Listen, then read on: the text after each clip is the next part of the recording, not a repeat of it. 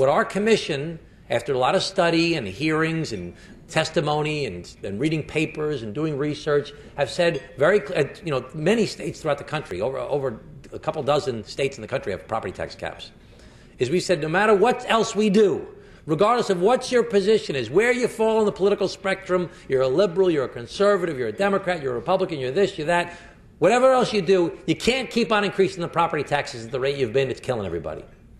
So you got to take that off the table. You've got to cap the growth of property taxes. That's one thing you must do, and force the tough decisions regarding those other two areas, state aid and expenses. Now, Al said before that he's been fighting with the RBA for years for mandate reform. School districts have been fighting for mandate reform for years. Mayors and county executives and supervisors and politicians and interest groups have been fighting for mandate reform for years. We don't get it. How come we don't get it? Because it's very hard to get things done in Albany. It's very difficult to change something that's already been there. A mandate is a good idea typically. There's nothing bad. Every mandate is for something good. But the question is, how are we going to pay for it all? So why don't we get mandate reform? Because it's very hard to take away something that exists already. When Scott and I and the other county executives, Democrats and Republicans throughout the state, fought for the Medicaid cap, we said we can't keep on paying for 10 to 12% growth every year in a program we have no control over. We said you must cap the growth of Medicaid to the local counties at 3%. We can't take it anymore. So people said, oh, if you do that and the state has to pick up the cost, the income taxes are going to go through the roof.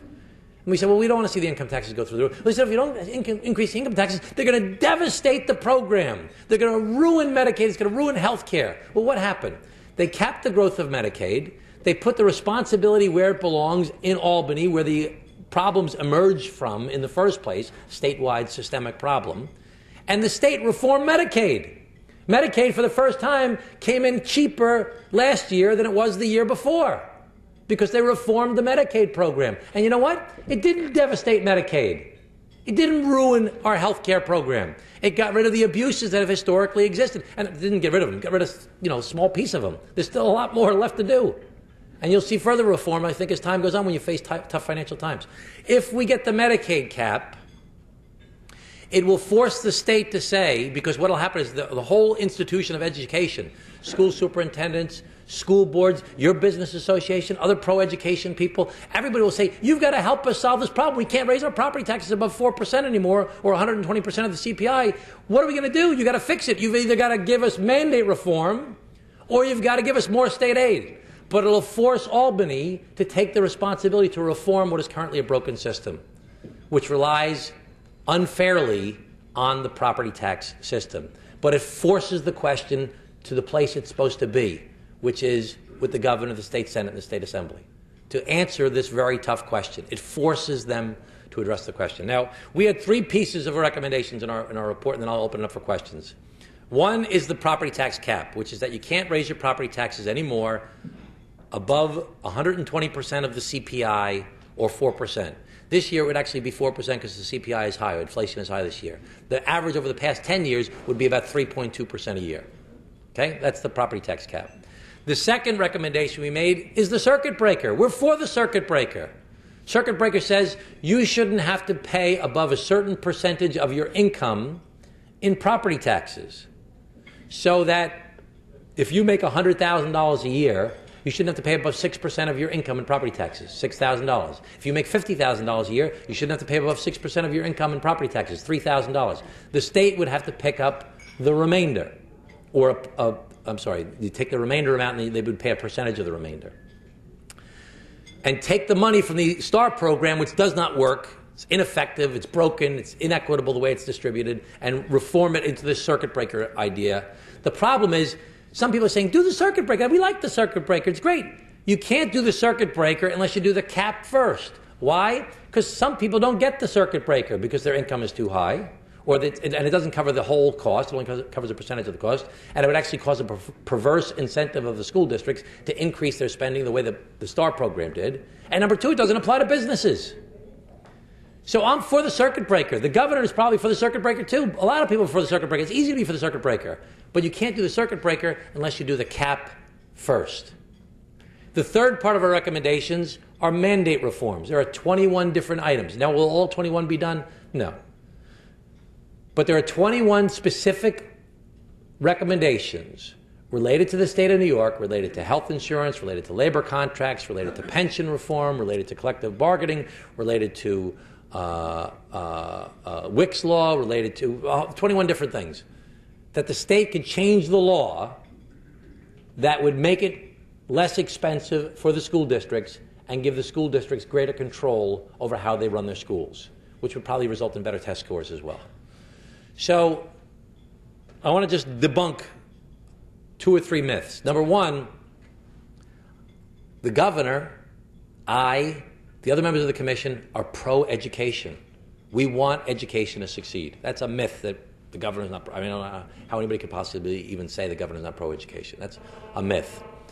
Number 2 is, this is designed, is that me?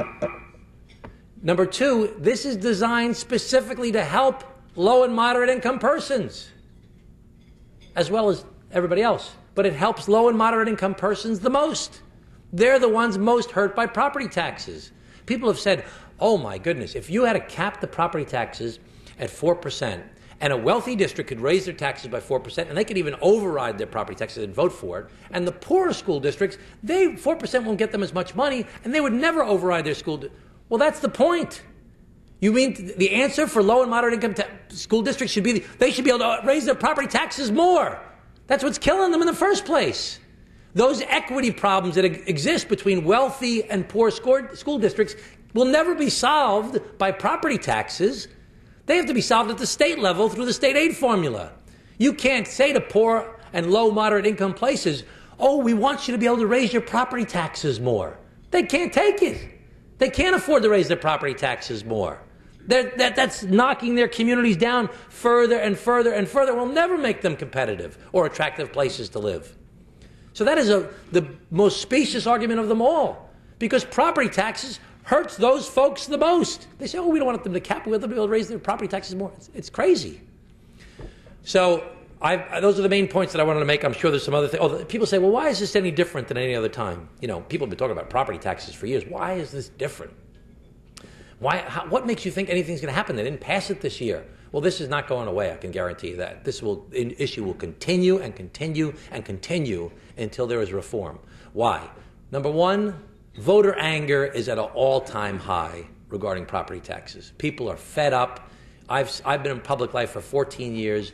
I saw this when it was just, in my local community, where it was on one side, you had the senior citizens and the anti-taxers on one side, and you had the PTA and the teachers union and the school administration on the other side, and they'd battle at the local school board elections and tear apart a community, when really it was a systemic problem. It wasn't a local community problem as much. And as time has gone on, more and more people have gone over to this even pro-education. We don't even get to the issue of pro-education anymore, because people's eyes go red about property taxes. You can't even talk about quality education. One of the benefits of what I'm proposing, what the governor is proposing, is that if we could take some of the anger out of the property tax issue, we could get people to focus on education again. People won't even talk about education the way that they used to. And I've seen it happen over an evolution of the 14 years I've been in public life, because they get so mad about property taxes. So voter anger is at all-time high. That's number one reason. Number two, the governor is helping. The fact that you have the governor helping to lead on this issue is monumental. That the leader of the state is saying this is one of his top priorities, is to address the property tax problem. Number three, we've given a clear blueprint on how to do this. Not one thing, two things, the whole comprehensive plan. You do this, you'll address the property tax problem in New York State, and you will help people's lives be better. And if people don't like it, give us a comprehensive plan that makes sense, that's better than that. Not a one little piece thing to help one group. So that's the third thing that's happening. And fourth, it's election year, and people pay more attention when it's election year. So keep on pushing this issue, keep on paying attention, keep on working on it, keep on holding forums like this. Thank you very much for your attention. I appreciate it very much.